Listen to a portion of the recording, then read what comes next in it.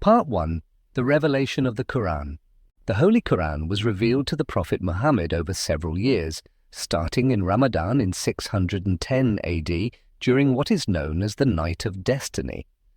But how did the Quran reach us today in its final form? In what order was the Quran revealed, and who compiled it and why? The Prophet Muhammad is described in the Quran as Ummi, which some Muslims interpret as illiterate and others as one who was not formally taught literacy.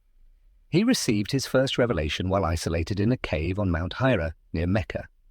The verses revealed to him were, "Read in the name of your Lord who created man from a clinging substance. Read, your Lord is most generous. He who taught by the pen taught man that which he knew not." Part 2. Methods of Revelation. God states in Surah that he communicates to human beings only through 3 methods. Number 1, through direct revelation, meaning there's no intermediary at all.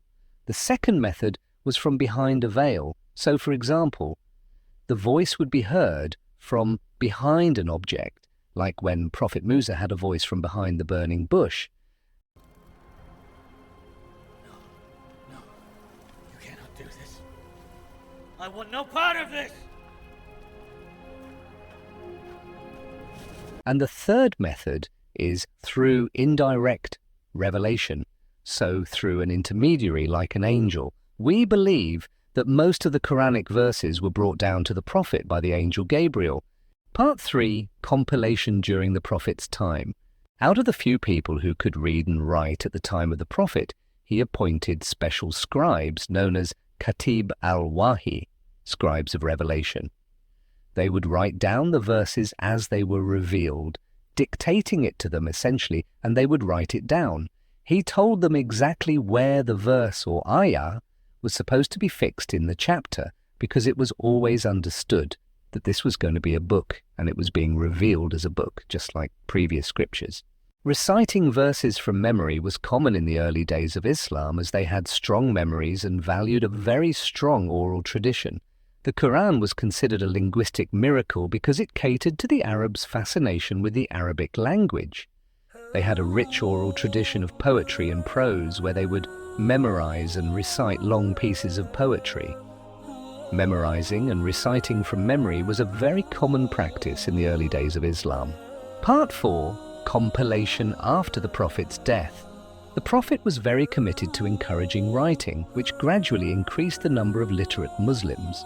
He did this through several means. Firstly, he had prisoners of war teach Muslims how to read and write in exchange for their freedom. Secondly, he used scribes for writing letters, contracts, war records, and treaties in addition to revelation. And thirdly, he encouraged reciting from written text as well as memorization. As a result, by the time of the Prophet's death, there were many scattered extracts and complete copies of the Quran in people's possession. There is disagreement among Muslims about who compiled the Quran into one coherent text. According to a hadith in Sahih Bukhari, Abu Bakr ordered the written pieces and parchments of the Quran to be collected into one book after over 400 memorizers of the Quran were killed in 2 battles. Abu Bakr said to Zayd, "You should search for the fragmentary scripts of the Quran and collect it."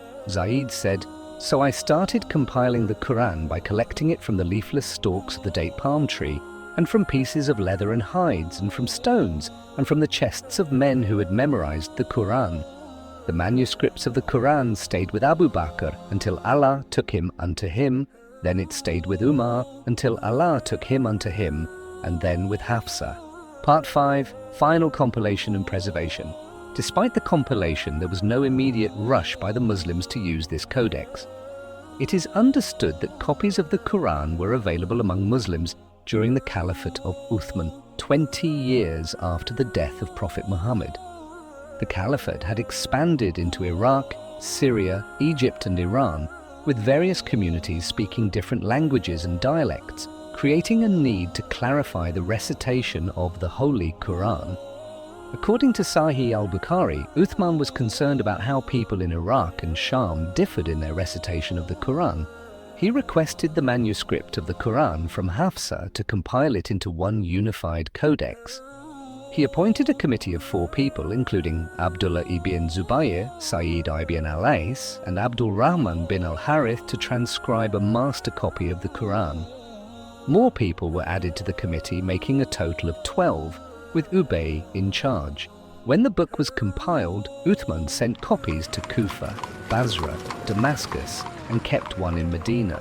According to most historians and scholars, this is the Quran we have today, with the 114 surahs in the same order, though it is debated whether the present order was directed by the Prophet before his passing or decided by his companions later. Uthman also sent an expert qari with every mushaf to serve as a teacher. Some traditions differ slightly. For example, Hanafi scholars believe that the Quran was complete during the Prophet's time. They cite the numerous uses of the word book in the Holy Quran, which is not used for something retained in memory or scattered on parchments, as well as the Prophet declaring that he was leaving the book behind after his death, saying, "I leave among you 2 valuable things, the book of Allah and my progeny." Furthermore, in an incident mentioned in Sahih al-Bukhari, when the Prophet Muhammad was on his deathbed and asked for a pen to write something that would prevent people from going astray, Umar told the Prophet that the Book of God was enough for the Muslims. This suggests that there was already a book present.